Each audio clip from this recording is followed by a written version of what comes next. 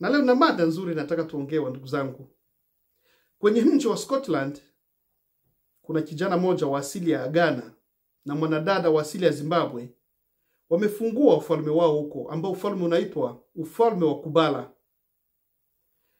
Watu hao wameamua kukaa kwenye msitu, na msitu una baridi sana, na wako kuwa wenyewe wawili. Waliona ufalme haiwezi kuishi watu wawili, wakapata mwanadada Marekani mweusi akaja kujiunga kao kama binti wa mfalme.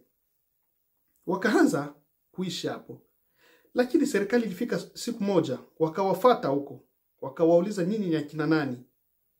Yule jamaa akasema mimi ni mfalme na naitwa Atehene, na falme yangu inaitwa ufalme ya Kubala. Na yule dada naye akasema yeye ni malkia, na yule mwingine dada mdogo akasema yeye ni binti wa falme ile. Lakini serikali haikuwaamini kabisa, na haikuwaelewa. Waliita media pale, wakaita na polisi na watu immigration, wakauliza vibali. Wenyewe wakasema sisi hatuwezi kuwa na vibali kwa sababu sisi tumekuja kurudisha udongo wetu ulionyanganywa miaka 400 iliyopita, na sisi ni kizazi cha mfalme Daudi. Hawakuwaelewa, waliwashika na wakawaweka ndani.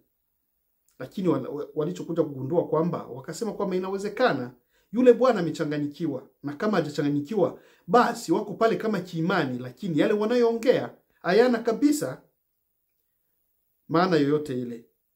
Huo ndio ukuu wa Mwafrika. Jamaa katoka Ghana, mwingine dada katoka Zimbabwe, na mwingine ambaye alipotea. Huyo dada alipotea Marekani, alikuja kuonekana kwenye falme hiyo.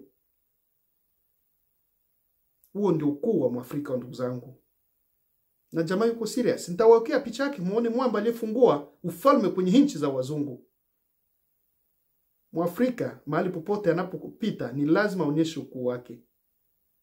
Kwa hiyo, na kama na nyinyi mko tayari kujiunga na ufalme huo, ufalme unaitwa ufalme wa Kubala, ambao umeanzishwa na kijana kutoka Ghana na dada kutoka Zimbabwe, na msaidizi wao ni Marekani mweusi aliyepotea Marekani. Alikuja kujikuta yuko kwenye kasri hiyo huko mji wa Scotland. Serikali haikuelewa. Je, yale tulikuwa tukishuhudia Afrika, kila mtu anajiita mfalme, ni kweli yanafanana na haya yaliyotokea huko Scotland ama nini? Na kama mna maoni wala kuna mtu ana mawazo, wekeni hapa tuweze kusikia. Asante sana, na Mungu atenda kutubariki wote. Amena.